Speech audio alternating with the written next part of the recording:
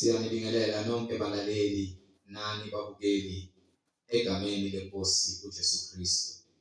Izwi leNkosi uJesu Kristu leli olilalela njengamanje. Lapho sishumayela khona ivangeli lombuso wezulu nokuthethelelwa kwezono nokubhabhadiswa egameni likaJesu Kristu. Kulabo abalalele abafisa ukubhabhadiswa egameni likaJesu Kristu, nalabo abanemibuzo mayelana neBhayibheli, nalabo abanobufakazi uJesu Kristu esezembulile empilweni yakho, wakunika ubufakazi ukuba ukuthule kuzo zonke izindlebe ezilalele ezimisele ukuza eqinisweni nasebugcweleni ngobufakazi bakho, ukuba nonke nixhumane nathi kule mininingwane engizoyishiya njengamanje. Ngizoqala nge-email address ethi izwilenkosi.ujesukristu@gmail.com, izwilenkosi.ujesukristu@gmail.com. No, my cell phone number, no, my WhatsApp number, la ungakwazi ukuxhumana nathi khona ethi 066 566 9245, 066 566 9245. Izimfundiso nezinjumayelo ziyatholakala ku-YouTube, lapho ungahlala khona phansi uphethe iBhayibheli lakho, ulalelisise, uhlolisise nathi imibhalo kube ngabe lokhu okuzwayo kushunyayezwa khona, ufundiswa khona, kuyafakazelwa yini imibhalo engcwele. Ku-YouTube uzosearcha uthi izwi lenkosi uJesu Kristu, izwi lenkosi uJesu Kristu, izwi lenkosi uJesu Kristu. Ngixolise bazalwane. Ku-YouTube uzosearcha uthi izwi lenkosi uJesu Kristu, izwi lenkosi uJesu Kristu. Ungakhohlwa ukusubscribe, ungakhohlwa futhi nokupressa i-notification button ukuze ngaso sonke isikhathi uzoyithola izimfundiso eziphilileyo ezisiholela eqinisweni nasemgcweleni. Ungakhohlwa futhi nokusharisha i-link nabo bonke abantu obaziyo, ikakhulukazi labo ohlanganyela nabo kulezi ndawo enihlanganyela kuzo, nifakazelana ukuthi uNkulunkulu udale izulu nomhlaba, nokuthi uJesu Kristu yena yodwa indodana kaNkulunkulu ayithumele emhlabeni ukuzosindisa izimpilo zethu. So ku-YouTube sharisha i-link nabo bonke abantu. Izwi lenkosi uJesu Kristu, izwi lenkosi uJesu Kristu. Ake sigobise amakhanda, sibonge Baba wethu osezulwini nokuba asenzele umusa silizwe ilizwi lakhe lingene ngaphakathi emphefumulweni wethu nasezinhliziyweni zethu. Ake sigobise amakhanda sikhuleke. Baba wethu osemazulwini, mangcweliswe igama lakho, umbuso wakho mawufike, intando yakho mayenziwe emhlabeni njengasezulwini. Usiphe namhlanje isinkwa sethu semihla ngemihla, usithethelele amacala ethu njengokuba nathi sibathethelela bonke abasonayo. Ungasingenise ekulingweni, kepha usindise kokubi, ngokuba umbuso ungowakho namandla nenkazimulo kuze kube phakade. Amen. Balaleli nani bazalwane, ngingakamsukumisi umfundisi uMhlengizoni, ngizocela ngikusho ukuthi mfowethu lo engihamba naye endleleni yokukholwa, ngithi mfundisi ngenxa yemfundiso nomsebenzi uNkulunkulu asinike wona, ukuba sihambe sishumayele ivangeli lombuso wezulu, sikhombe abantu endleleni yobungcwele, ngokuba nomuntu mayibizwa ngento ayenzayo emhlabeni akathandi. Kangakanani uNkulunkulu thina sesinikezile amandla negunya lokuba sihambe sivule izindaba zombuso wezulu. So ngoba sifundisa ngombuso wezulu, ngithi mfundisi ngoba ufundisiwe wanikwa namandla ezulwini ukuba ayivule imfihlakalo yombuso wezulu ebingaziwa ngabantu ekuqaleni komhlaba, kepha ivuliwe manje ngoKristu Jesu ngenxa yabaprofethi abashiya uJesu nabangcwele abafundayo bamkela uphawu lokuphila okuphakade. Mamkeleni bazalwane umfundisi uMhlengizoni egameni elihle leNkosi uJesu. Amen.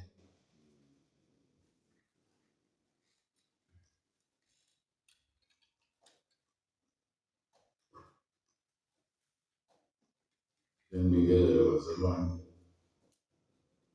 egameni leNkosi washisimayo.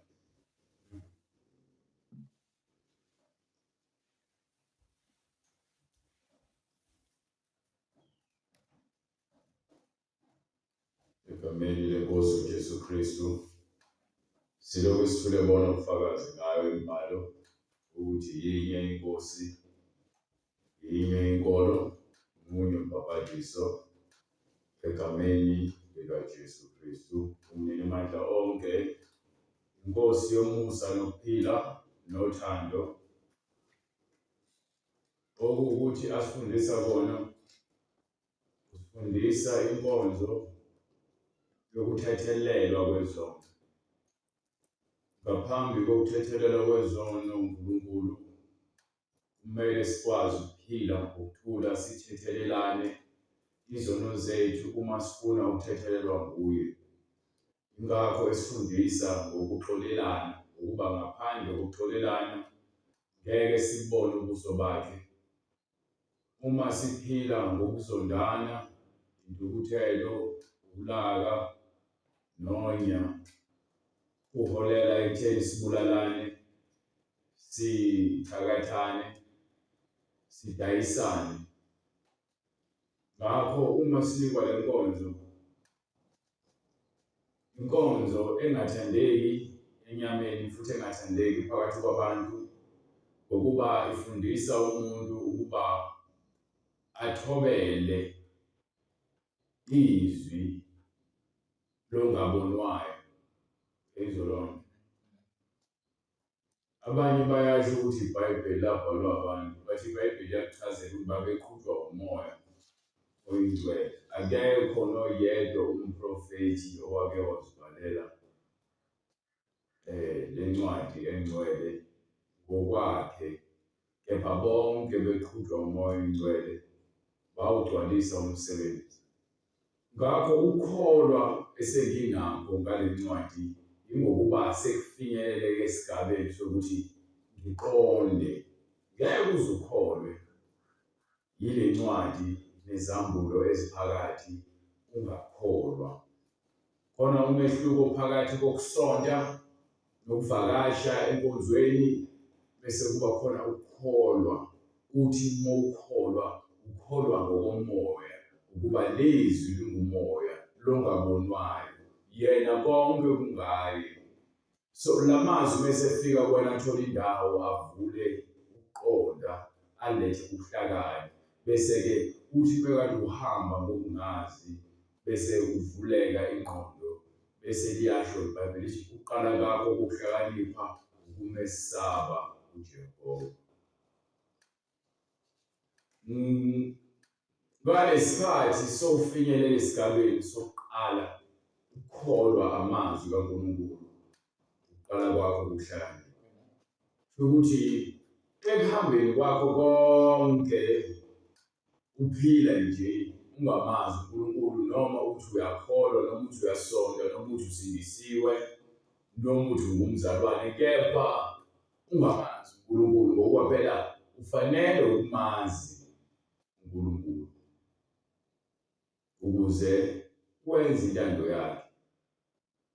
Uma ungibinqondi eMahubo 27 suya ku-verse 1, angizoqondisa lento le. Incwadi Amahubo isahluko 27 lesilokuqala. uJehova ungukukhanya kwami. Manje uzosho kanjani ukuthi ukukhanya kwakho ungamazi?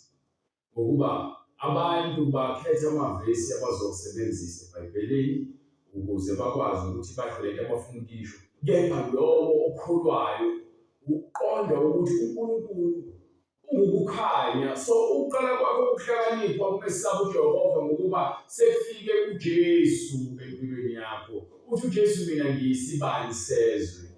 So uma uJehova eyisibani sami nensindiso yami, futhi uyena ongumhlengi ongikhululile kuleli moya ebingibambile, ebengiyisiboshwa sayo, umoya ebingenza isigqila sokuthi ngiphile njengoba ngibalile, ukuthi khona inzondo, khona unya, khona umona, khona ukuthakatha, khona ukuhleba, khona ukuba isigqila sokuthi nje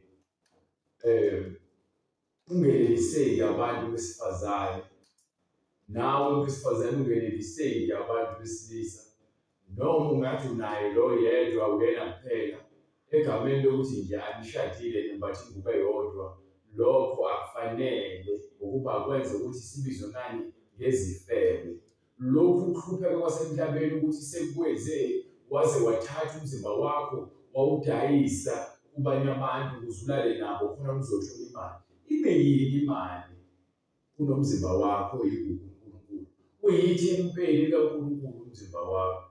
So ukuthatha unikele umuntu ngenxa yemali into ozofa uyishilo. Umzimba uzobona, kepha umphefumulo obekwe lapho uyigugu ngaphezu kwalo mzimba odayisayo.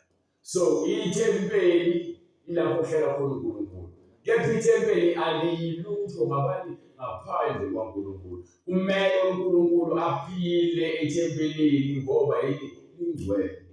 Alizihlanganisi nemisebenzi ezogcolisa ithempeli. So uma ithempeli kaNkulunkulu selihlatshelwa noma kuhlatshelwa kulona iziphandla, kuchithwa igazi, kwenziwa amabhobongo, kwenziwa amalathi, lelo thempeli selingcolile ngokuba sekwenziwa izinto eziphambene nomthetho okumele ugcinwe ethempelini likaNkulunkulu. So uma uNkulunkulu engukukhanya kwami aphinde futhi abe ngumsindisi wami, kusho ukuthi uyena ungiphethe. Uma ekusindisile umuntu uyakuvikela akuholele ekulungeni konke.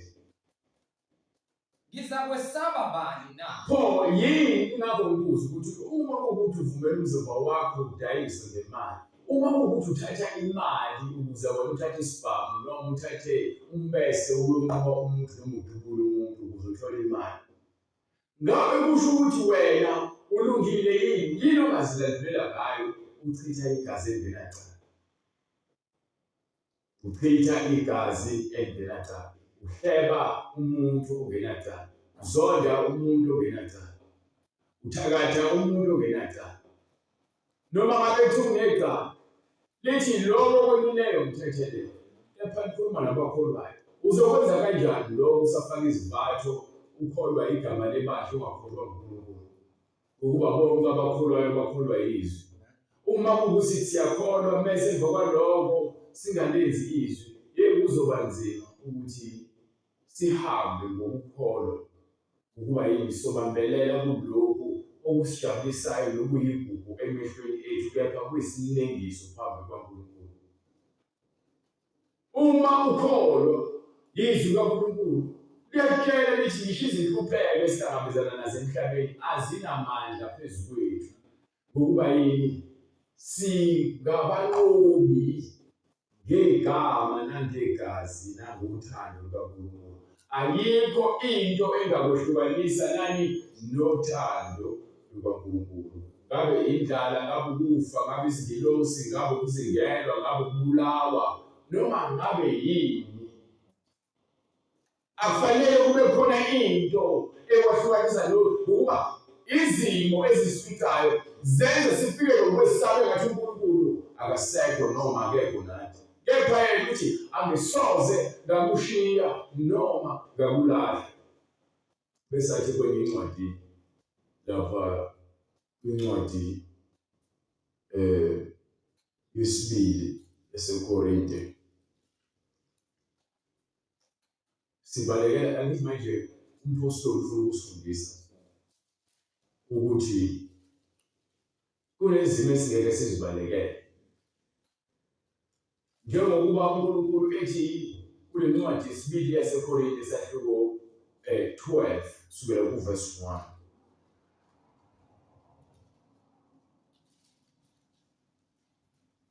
Kumele ukuba ngizibonge noma kungasizi, kepha sengiza kuphatha imibono nezambulo zeNkosi. So manje kumele aveze izinto eziyimfihlakalo.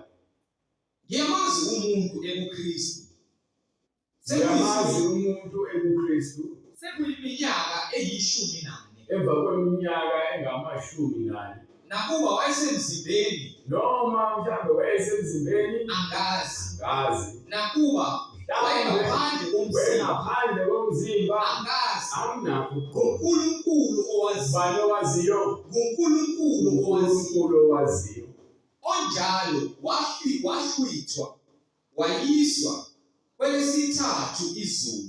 Wayesethathwa wayisa eparadise. Yebo, ngiyamazi umuntu onjalo, Yebo. nakuba wayesemzimbeni, nakuba wayengekho Mhlawumbe emzimbeni. wayesemzimbeni noma wayengekho emzimbeni. Angazi Anginalo uNkulunkulu owaziyo uNkulunkulu owaziyo. ukuthi wahlwithwa wayiswa eparadise. Wahlwithwa wayiswa kuphi? Eparadise. Yes. Wezwa amazwi, Wayesezwa ini?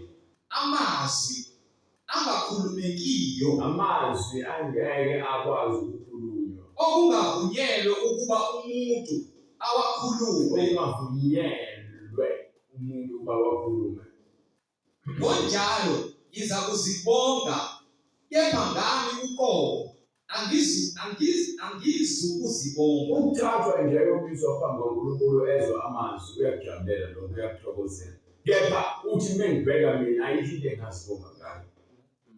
Kepha ngesenze senzeka kumina siyangithokozisa. Kuphela ngobuthakathaka bami, Kepha nayo indaba lekho ikuthele sibantu abanjani ababuthakathaka. ngokuba noma bengingathanda ukuzibonga, No, bengithanda ukuqhosha. bengingezi ukuba yisiwula, Bengeke ngaba isiwula. ngokuba bengiza kube ngikhuluma iqiniso. Bezokwenza yani? Ngikhuluma iqiniso. Yes. So siyayisingi besikhuluma njengoba sifundisa iBhayibheli. Bakhuluma abantu bezengazi abantu bebephimisela bese bekubeka bakubeka ngazi ukuthi thina sizenza ngcono. Ngoba yini? Ukhuluma iqiniso. So every time ukhuluma iqiniso, kwabanye abantu awuthandeki. Isiyakhulukazi labo abantu bayakhona. Ibona abafike babe ugibe. Kube. Ngokuba noma bengingathanda ukuzibonga, bengingezukuba yisiwula, ngokuba bengiza kube ngikhuluma iqiniso. Kepha ngiyayeka, funa umuntu acabange ngami okungaphezu kwalokho angibona ngiyikho. Yes, sir. Nakuzwayo kimi. Ngalokho ukuze ngingaziphakamisi kakhulu. Khona into uNkulunkulu ayibeke emthwini ukuze ngingazakwazi ukuzikhuphula. Lento le yokuthi mina ngiyisoni. Lokho kekushintsha. Ngiyathanda ngithandi nje ingakho ngiyakubani uNkulunkulu ngicela yini ngidethelele ngoba yini ngiyisoni. Uma ngiyisoni ngicela bani uNkulunkulu ukuthi angilungise, angicangathe, angiqondise. Ngoba yini ngiyisoni. So yini isoni esingazibonga ngayo? Ngalokho ukuze ngingaziphakamisi kakhulu ngobukhulu bezambulo. Yes, sir. Nganikwa iva enyameni. Ngakho njengoba mina umqobo lwami leli kulo mpostoli iyancika kumina, ihlobene nempilo engiyiphilayo. Ukuze ngeze ukuziphakamisa ngaphezu kwalezambulo engizinikiwe. Nginikwe iva kuphi enyameni. Ingelosi kaSathane. Ingilosi kabani? kaSathane. So umpostoli mekhuluma kuncwadi yamaroma ethi-ke umuntu osize kunguye. Ngokuba lokho engifuna ukwenza ngikwazi ukwenza. Lokho engikwenzayo yilokho engakufuni. Ngokuba yini isono sinamathele kumuntu. Ileva leli elifakwe kimi enyameni. Ingilosi kabani? kaSathane. Ukuze ngingeke ngazibonga ngaziphakamisa noma ngabe kuthiwa nginezambulo ezingakanani. Into engicelayo ukuthi Nkosi, ngoba ngiyazi ukuthi ngumuntu wesono, ngumuntu osizi, ngisize wena wedwa ngokuwena namandla okungisindisa. Ungivulule kulo mzimba wami wesono. Umsebenzi wami yiwona phela lo ukuthi ngicele untethelelo nginike umzimba wami uNkulunkulu bomnikelo. Ngifundisa abantu ukuze nabo benze lento ekumele ngingabe umuntu okhuluma kuphela nami ngifuna ukuyiphila le mpilo le. Bese siqhubeka nje. Ngalokho ukuze ngingaziphakamisi kakhulu ngobukhulu bezambulo, nganikwa iva enyameni, ingilosi kaSathane, ukuba ingimukule, Ukuba engishaye ukuze ngingaziphakamisi kakhulu. Nangu uJobe engenze ngalutho washawa uSathane. Wamshaya uSathane ngey'ngane zakhe, ngemfuyo yakhe, ngezikhonzi zakhe nezisebenzi zakhe. Washaya uqobo lwakhe wagula. Wathi uNkulunkulu phela umphefumulo wakho ungawuthinti. So isivezelani leyo nto leyo? Isivezela ukuthi uSathane uyohlezi isicela uNkulunkulu. Njalo efuna ukusihlambalaza phambi kaNkulunkulu. Kuyenzeka sihluleke endleleni. Hayi ngokuthanda uhluleka, angeke umuntu uhluleka ngokubethana. Njengoba usuwile awubanga ngokuthanda, uSathane ucelile waceleka wavuma nawe. uNkulunkulu ufanele noma sowuceliwe washayeka, kepha uvume ukuthi uJesu Kristu uyinkosi ubulwele ukuthi-ke uhlale phambi kwakhe njengoba ekhuluma kwincwadi yamaHubo. Ukuthi uma ngiNkulunkulu ngeSabatha, uSathane vele uyasisabisa. uSathane uyalazi iBhayibheli. Ingakho befika laphayana ngizofundisa incwadi eziwu-2 kwincwadi yaGenesisi isahluko 1 isahluko 3 verse 1. Uma itshela lithi uSathane wayenjani, bese iyakutshela ukuthi wayesehlafika ku-Eva uSathane. Wathini uSathane ku-Eva kusahluko 3? U-Eva wathini uSathane ku-Eva? Wathini uSathane ku-Eva? Yathini inyoka ku-Eva? Incwadi kaGenesisi isahluko sesithathu verse 4. Ngifuna nje ubatshela ukuthi yathini incwadi inyoka kubathi ku-Eva.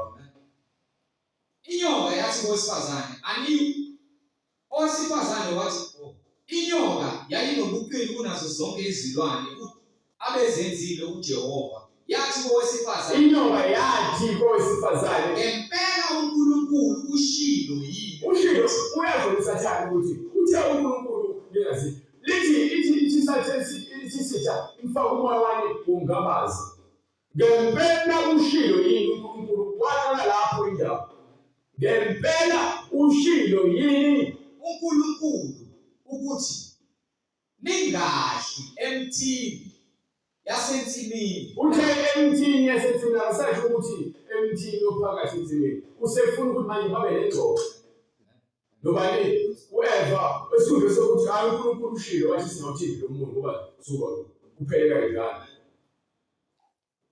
Mase fika ngale kwincwadi yaMathewu isahluko 4 esefika kuJesu uSathane usethi-ke bese uzobenzisa lento le ayenza ku-Eva ngoba wafika uSathane ke. Njengoba esafike namanje kuJesu. U-Eva wahluleka no-Adamu. Kepha uJesu uthini bethi uSathane kena uma uyindodana kaNkulunkulu tshela lamanje aphenduke abe izinkwa. Uthi uJesu kulotshiwe uthi uJesu kulotshiwe uthi uJesu kulotshiwe uthi uJesu kulotshiwe uthi uJesu kulotshiwe. Uqala le nto lizobe uthi uJesu uphendula uSathane ngeke ekhona eBhayibhelini.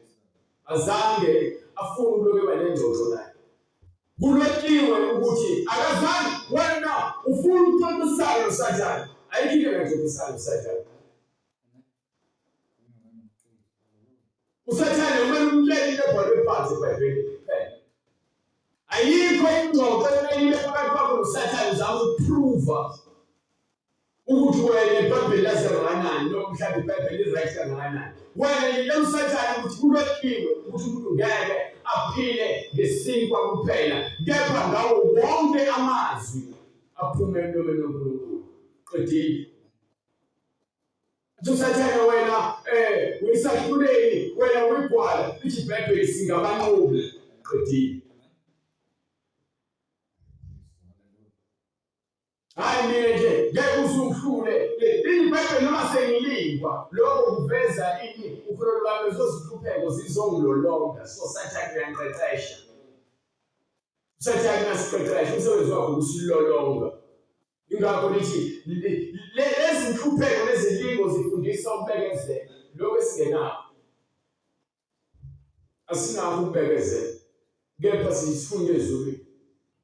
Izinhlupheko zivele zimuke nathi engathi sasutshana obusebushile.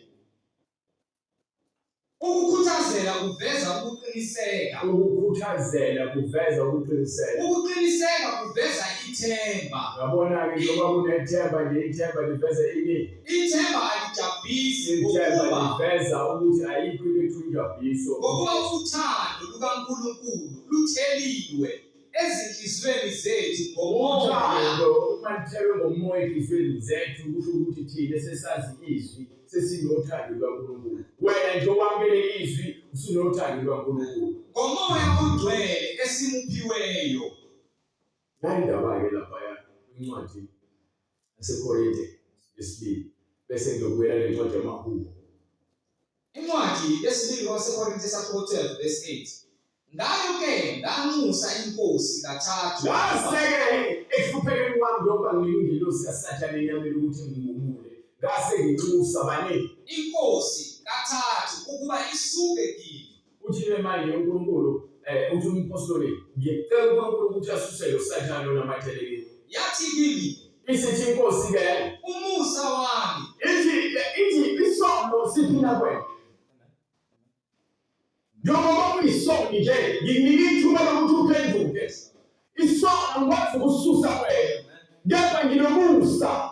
Angisho ukuthi uqhubeka wona. IBhayibheli uyisono lithi phenduka. Ngoba zothi-ke yabona iBhayibheli lavuma ukuthi ube yisono kanti ube yisono cha. Lithi iBhayibheli phenduka. Vele uyisono lokho nje kurikhodiwe. Kuthiwe ifilimu yakhe ezulwini kuyovela nje izono zakho zonke sekuvele futhi asewuphenduka khona sewenza kahle uvele khona wenza amaphutha athi mesathi-ke buka umusa wami ukwanele ngithi sisindiswa ngani ngomusa angisindiswa ngoba ngiyi-perfect angisindiswa ngoba ngingcono nomunye umuntu ngisindiswa ngomusa ngisoni ngisikhohlakani kepha ngiyafuna ukuthi ngisoni ngiyacela uNkulunkulu ukuthi angisize noma naye ekhaya ethi-ke susa leva kumina uthi umusa wami ukwanele Ngokuba amandla ami ngesikhathi mina break ngihluphe isono ngesikhathi mina ngiba weak enyameni uma ngikhala uNkulunkulu amandla akhe umsindisa ubonakaliswa kuphi ebuthakathakeni apheleliswa ebuthakathakeni. ngizwa nje bekumele ngibe isono ukuze qhamuke umsindisi bengeke ngibe isono umsindisi engekho. Besingeke sibe khona isono singeke isidingo somsindisi. So amandla akhe apheleliswa kuphi ebuthakathakeni lapho ngithakathaka khona ilapho khona ngikhala kuyele umsindisi. Akho nsindiso ngaphandle kokuvuma amacala ethu. Akho nsindiso ngaphandle kokukhala sivuma amacala ethu. Ngeke ibe khona insindiso sikhohle. Ngokuba okuhle engikuthandayo angikwenzi. Lokhu okufuna uJesu angikwenzi. Kodwa okubi engingakuthandi. Lokhu engikuthanda okuthandwa inyama yami ngiyakwenza. Ikhona engithokoza ngakho. Ngakho kulula ukuthi wenzasululu ngixhaba yazokujwayela. Ngisho mkhulu udinga. Ngoba le nto yesono kumuntu le passion le loluthando lentukuthelo lomuntu. Lolo thando lokuthelo kumele sisebenzise kuSathane. Simzonda uSathane. uSathane ufanele ukumzonda uSathane. Hayi umakhelwane wakho. Uzonda umakhelwane wakho wena kumele uzonde isisebenzi kaSathane. Uma-ke ngenza lokho engingakuthandiyo akuseyimi engenza lokho kodwa yisono. Isono esihlala abaningi. Esihlala kimi. Isono yesihlala kumuntu. Umoya ongcwele befika ezongena usuke efike khona isono. Ngalokho ngifuna uSathane uyaphuma isono kepha sisuke kuwena. Ngizothi lingakho lithi iBhayibheli buka iBhayibheli thukuthelani kepha ningoni ukuba yini ubona uhlezi kuwena. Hayi kuhlezi wona ngithanda uthandi. Ubona nje into eyavumelwa uAdam noEva ngeke uzisuse ngoba ubona ukukhona. Ingakho kuthiwa masiqaphele ekuhambeni kwethu singawi. Uwamanjani ukuthi ususindisiwe usaba usolwe? Ngalokho ngifumana kimina engithanda ukwenza okuhle. Ngalokho ngifumana kimina engithanda ukwenza okuhle umthetho wokuthi kukhona okubi kimi. Yes. Ngokuba ngiwenamela umthetho kaNkulunkulu. Ngiyawunamela, ngiyawulangazelela, ngiyawuthanda, ngiyawuthokozela umthetho kaNkulunkulu. Ngokumuntu ongaphakathi. Ngomuntu ongani? Ongaphakathi. Hayi ndaba letho. Lo ngaphandle unenkani ayifunde. Lo ngaphakathi uyena lo uthokozela yini? umthetho kaNkulunkulu lo ngaphakathi uyena lofunayo. Kepha lo ongaphandle ulwisa lo ngaphakathi. Yebo ngibona omunye umthetho. Nango umthetho manje uphaba ngaphandle. Ezithweni zami. Kuphi? Ezithweni zami. Kuyakhuluma ngezitho zakho ubheka umzimba wakhe ngqo. Bheka yini umzimba wakhe ngqo ngaphandle. Umthetho kaNkulunkulu ndawuthokozela emoyeni. Ngiyafuna ndiyawujabulela emoyeni. Kepha inyama yami yona iyangilwisa. Olwa nomthetho wengqondo yami. Olwa nani? Olwa nomthetho wengqondo yami. Lo mthetho lo ngaphandle wenyama ujwayela kabi. Ujwayela ukufeba ukulala ngaphandle komshado, ukuphuza, ukubhema ugwayi, ukuhleba, ukuzonda, uthakatha, ukuba nonya. Zijwayele lenyama lo nto. Kulula inyama nje ukuthi umuntu bekhulume kabi nawe ucasuke engathi ungambamba ngamawashi. Engathi ungavele umthuke. Ungithumbela emthethweni wesono. Umthetho wesono ufuna ukuthi uphambuke nentando kwabanye kaNkulunkulu. Osezithweni zami. Ngoba inyama elwa nani noNkulunkulu ayifuni. Kuthiwa lezi zinto zimelene lezi zinto lezi. Banike incwadi ezobalansisa bese sikwele incwadi amahubo, incwadi yaseGalatia 5 kusukela ku-verse 16. Izokutshela ukuthi hambani kumoya. Ibhayibheli lithi hambani ngenyama. Ubanga amehlo enyama. Lithi hambani kumoya. Hambani ngomoya. Nikhumule umuntu omdala wenyama. Usho ukuthi lezi nkanuko zakho zenyama silwa nazo. Yebo ngithi hambani ngomoya. Hambani ngani? Ngomoya. Hambani ngomoya. Khona anikufeza izinkanuko zenyama. Buka nje. Umhlengi uyakhuluma iBhayibheli iyafakaza. iBhayibheli iyafakaza umhlengi uyachaza. Akukho engizokwenza ngani ngenyama yami. Ngikwenza ngani ngomoya. Moya. Also, wale qinisweni. Lithi-ke uNkulunkulu ufuna ukumkhwaza ngomoya nangeqiniso ngoba yini uNkulunkulu ngumoya. Ngokuba inyama ikhanuka okuphambene nomoya. Inyama inenkani ifuna izinto eziphambene. Ingakho sithanda ufuna ukufaka amacici, fake icici ekhaleni, fake ucici olimini, fake udebeni, fake emehlweni, fake enkabeni, fake esithweni sangasese, ifake ama-tattoo, dwela ama-tattoo yonke indawo. Inyama inenkani ifuna ukuthi engathi ngahlezi idaba utshwala. Inyama inenkani ifuna ngazi ukuthi ngahlezi groove nje umnandi. Inyama inenkani ihlele ngathi ngahlezi ikhuluma ngamagama abantu izinto ezimbi njalo. Inyama inenkani ihlele ngathi kungavele uphathe umuthi nje uvele uthakathe umuntu umeko uhambe ube kumbhulelwa. Inyama inenkani yenza ukuthi wena ufuna ukuhamba ufake isifo sengculazi kubanye abantu ngoba wena usunaso. Inyama inenkani yenza abantu ukuthi bangafuni ukulalela imithetho kaNkulunkulu, bahambe bemithiswa, bahambe bemithisa, bakhiphe izisu. Inyama inenkani ifuna ukuthi ikholo lihambe ligqoka amakhondo welala lingafuni ukushada. Inyama inenkani yenza abantu abashadile bafuna ukuphuma emshadweni. Inyama inenkani yenza amakholo afuna ukuluka izinwele ngenkani, afuna ukufaka izinzipho ngenkani. Ngoba yini afuna ukufana nabantu abasenyameni. Njengoba bathini bangabantu bakaNkulunkulu. Inyama inenkani ikhanuka okuphambene nomoya. Yebo umoya ukhanuka okuphambene nenyama. Yes. Ngokuba lezi zinto ezimbili inyama nomoya zimelene ukuze ningenzi lokho enikuthandayo. Ukuze kwenze njani? Ningenzi lokho enikuthandayo. Yebo uma niholwa ngumoya. Uma uholwa ngumoya aniphansi komthetho. Awukho ngaphansi komthetho wenyama. Yebo imisebenzi yenyama nayo lesikhathi ngoba ungaphansi komthetho wenyama ngoba imisebenzi yenyama nansi yavezwa manje. Ukuthi yini imisebenzi yenyama? Ukufebe, ukungcola, amanyala, ukukhonza izithixo, nokuthakatha, ukutha, ukulwa, nomona, nokuthukuthela, intukuthelo selihlala esifubeni sesibula, nokubanga. Yakuzobuka ke lento njengoba iBhayibheli thukuthela ke phungoli okusho ukuthi vele isono siyaphila kwena. Ungangiphikisela kanjani? Hayi senojesa ngisathi ukuthi nomanga. Ngaqoqwe beshayela uyacasuka. Esitolo ushayisa ngesholo umuntu kuvuza isholo yakho nomuntu eqola umlayini noma ukulayini khona umuntu ozaphambili. Usho umzalwane uqala athi ngayizi lento le. Sengule kulayini. Bheke phansi naphezulu. Nokubanga inganyanga ihloniphi. Casuka. Nonkulunkulu uyacasula. Kepha uNkulunkulu akuwo. uNkulunkulu uyaqondisa. Wena uyona. Ekusifanele uNkulunkulu. Into ongayicela nje ukuthi uJesu akusize akwenze indlela yokuthi ufinyelele enkosini. Ufunde ukuzithoba. Nokwalana. Umoya nokwalana. Nokwahlukana. Nokuthi uqhekeke. Ave izonda lento yoqhekeke. Nomhawu. Nokudakwa. Nokuxokozela. Lapho khona ubuwele into engenayo order, into engenayo nje into eqondile eqondisayo. Nokunjalo engandulela ukunitshela ngakho. Lezinto lezi umsebenzi yani inyama.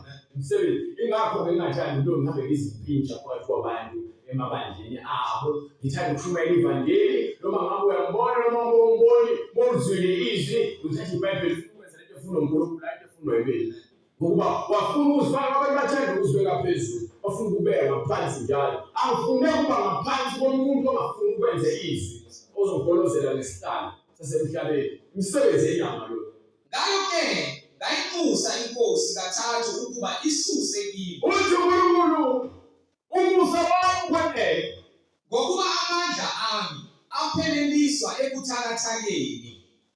Ngakho kunalokho ngijabulela ukuzibonga ngobuthakathaka bami. So kulokhu wiki bami uma ngiwiki lethathu ngisondeza enkosini ngikhala bani ingakho uPaul ekhala kuphi enkosini ethi ke inkosi susaleva kimi uthi ke amandla ami abonakaliswe ebuthakathakeni. So ngiright ngithaka ukuze amandla kaNkulunkulu enzenjani abonakaliswe kimi. Buela ngencwadi yaMahubo siqedeleyo eMahubo 27 ithi ke uJehova kwami insindiso yami ngizakwesaba. Ngingayesaba.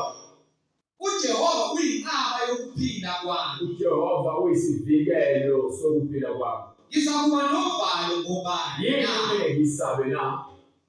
Ekusondeleni kwababi Yebo. ukuba badle inyama yami. Yini ngayisaba ngokusondela kubantu ababi ukuze badle inyama yami. Abamelene nami nezitha zami Abantu abangafuni ukwamukela iqiniso bayaqhubeka bawe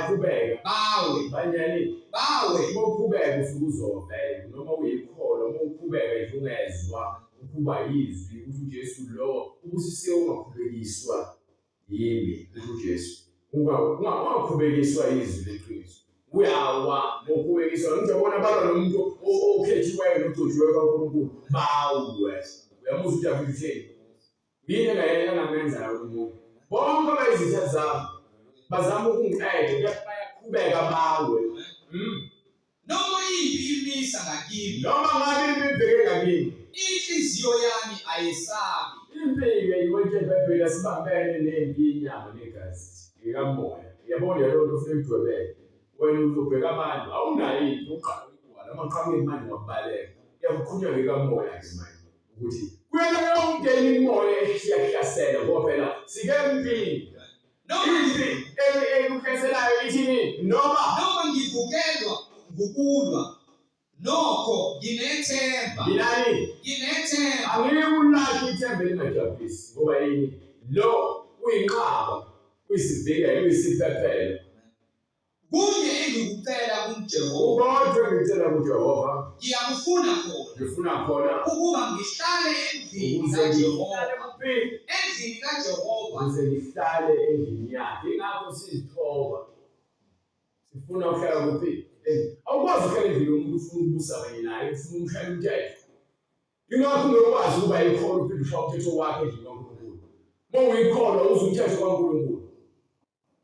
Mawukhuluma ngomoya ngathi ukuthi hayi mina ngimntwana kaNkulunkulu kepha ufuna umthetho kaNkulunkulu. So awukwazi ube ingxenye yendlu kaNkulunkulu. Qhubeka. Kunye engikucela kuJehova. Yes sir. Ngiyakufuna khona ukuba ngihlale endlini kaJehova izinsuku zonke zokuphila kwami. Ukubona ubuhle bukaJehova. Ngibone ubuhle bukaJehova. Ngibuke ithempeli lakhe. Bese ngibuke nethempeli lakhe. Ngokuba uyangithukusa edokodweni lakhe. Uyangicashisa edokodweni lakhe emzimbeni wakhe. Ngosuku lokuhlupheka. Ngosuku lokuhlupheka. Angicashise Ngisemzimbeni kaKristu. ekusithekeni Ngisemzimbeni kaKristu. Umzimba kaNkulunkulu uyawazi, ngisemzimbeni kaKristu. Ngidla umzimba kaKristu, ngiphuza igazi likaKristu. Angiqashise ekusithekeni So uma ngisemzimbeni kaKristu ngivikelwa nguye, ngisemoyeni kaKristu, ngibekela nje ulimi oluthe ba. Ngikumoya kabani kaKristu ongivikelayo ukuthi ungavumeli ukucasula lo uzokuyenga ukuba wena ubeyisonde ngayo. Ungavumeli ukuhlupheka lokhu kuyadlula. Musa ukuthi bese uhlupheka ucabanga ukubuyela eGibhithe. Ngikhiphile eGibhithe. Why ucabanga manje ukuyodayisa ama-drugs? Why ucabanga ukudayisa utshwala? Why ucabanga ukudayisa ngomzimba wakho? Why ucabanga ukuba yinkani? Sengikhiphile lo ngabi namali okwesipeshali ngiyadlula. Futhi nemali ezonika yona yona imali le oyilagazelele, imali ezokwenza ukuthi ukwazi ukwenza uphile, futhi ugculiseke izweni yakho, ufunde ukweneliseka. Ngoba abaningi befuna le mali efunayo bawile okholweni, bawela ezilingweni nasezinkanukweni ezilimazayo. Uyabona ukuthi uNkulunkulu uyakuthanda uthi funda ukweneliseka, ubeke injongo yakho kuphi kuye, ngihlale emzimbeni, hlale ezwini. Angiqashise ekusithekeni kwetende lakhe. Yes. Angiphakamisele Glory to Jesus. Angiphakamisele edwaleni. edwaleni. Nakalokhu ikhanda lami liza kuphakama. Yebo. Ngaphezu kwezitha zami. Ngaphezu kwani? Ngaphezu kwezitha zami ezingihaqileyo. Yebo. Ngiza kunikela iminikelo yokwethaba Ngizonikela iminikelo yokujabula ethendeni lakhe. Ngihlabelele, ngidumise uJehova. Yes, sir. Ngogugu, yizwa Jehova. Yizwa Jehova. Ngikhala ngezwi elikhulu. Yiba nomusa kimi. Yiba nozwelo kimi. Ungiphendule. Uwena othi, funani ubuso bami. Bese sike uthi usho nje, funani ubuso bami. Enye incwadi ifundifakazi ethi babusisiwe umfundela incwadi elibuzana eMathewu. Lezi ngomazela zonke sisabuyela zona. eMathewu sahluko 5 kusukela ku verse 8. Ithi verse 8 babusisiwe abanenhliziyo ehlanzekile ngokuba bayakumbona uNkulunkulu. Bayakubona bani? uNkulunkulu. Nawo uJesu athi ngithi wena funa ubuso bami. Bese uthi wena Funa ubuso bami. funa ubuso bami. Inhliziyo yami Bese ithi inhliziyo yakho ubuso bakho Jehova ngiyakufuna. so hlanza inhliziyo yakho kuqala ukuze ufune umsobani Jehova. Hlanza inhliziyo yakho. Ubuso bakho Jehova ngiyakufuna. Ungafiki ubuso bakho kimi. Ngeke umbone ubuso bakho inhliziyo engahlanziwe. Sagcwele amanyala nenzondo, ubungcolo, ubufebe, ubudakwa, ukubulala, ukwahlukana, inzondo nombango. Ngeke asihlambulule inhliziyo zethu. Silwele ukubona ubuso bukaNkulunkulu. Indaba yami namhlanje ibilapho. Nginika incwadi yezenzo sahluko 2 verse 38. Indaba yami namhlanje ibilapho etheni masifune ubuso bukaNkulunkulu ngokuhlanza izinhliziyo zethu. Akusizi ukuthi siyakholwa ke inhliziyo zethu asifuni ukuzihlanza. Ungaqoshi inceku yakho ngokuthukuthela. Ungaxoshi inceku yakho ngokuthukuthela. Wena ulusizo lwami. Wena ubani? Ulusizo lwami. Ulusizo lwami. Ungangilahli. Awuma ngase ngikhanda ngokukhulu kaNkulunkulu nosizo lakhe empilweni yami ngeke ngikwazi ukuqala nokuqeda. Kepha njalo usuku nosuku uyangivezela. Lokho asongivezela kona usuke efuna ukungikhombisa ukuthi imini ongamshiya yena ngibalekele ukukholwa kuyena. Kepha yena uthembekele njalo. Ungangishiyi uNkulunkulu wensindiso yami. Yes. Amen. Siyambonga uNkulunkulu ngezwi eliphilileyo lothando lwakhe kulesikhathi esiphila kusona. Izwi lakhe liphilile linamandla futhi libukhali ngaphezu kwenkemba ebukhali inkemba zombili. Njengoba lilimaza lisuse lihlabe lijule lihlukanise inyama nomphefumulo noma umphefumulo nomoya. Ngokuba uNkulunkulu ufuna ukuthi athathe ngokwakhe kubele kuyena ngokusemthethweni ukuze kube phakade. So uma uzwa izwi kaNkulunkulu likulungisa enhliziyweni, lesi iBhayibheli selokuzwa bonke bahlabeka ezinhliziyweni base bethi umpostoli nakubanye abaprofethi nakubanye umkhulu uPetro nakubanye abapostoli madoda bazalwane siyo kwezenjani na wayethi uPetro phendukani yilawo nalawo abaphathiswe egameni likaJesu khona lokwamukeliswa isiphiwo sikaMoya Oyingcwele ngokuba isithembiso ngesenu nesabantwana benu yes esabo bonke abakude bonke inkosi uNkulunkulu wethu eyakubabiza wayesefakaza nangamanye amazwi amaningi wabayala waze wathi zisindiseni kulesizukulwane esiphambeneyo uma sozimisele ukusindiswa kwesizukulwane esiphambeneyo uza kusithinta kule mininingwane le oyibonayo kwi-screen noma oyizwile ngesikhathi iqala intshumayelo. Siyacela uNkulunkulu asenzele indlela ukuthi siphinde sibonane noma siphinde sizwakale sishumayela ngesikhathi esizayo ngegama lenkosi uJesu Kristu. Bonke abantu abafuna ukubhabhadiswa baza kusithinta kule mininingwane abayibonayo ukuze uNkulunkulu ezindlela sifinyelele kuwena ungene emanzini egameni likaJesu Kristu umnini amandla onke. Cela usivalele ngomkhuleko. Baba egameni elihle lenkosi yethu Jesu Kristu, uNkulunkulu onamandla, wena wedwa uyinsindiso yethu, uyisiphephelo sethu. Wena wedwa uNkulunkulu siyanxusa, ungasilahli Nkosi, ungasiphuci izwi lakho, vusa ngaphakathi kithi Nkosi umoya wakho uchokozelileyo.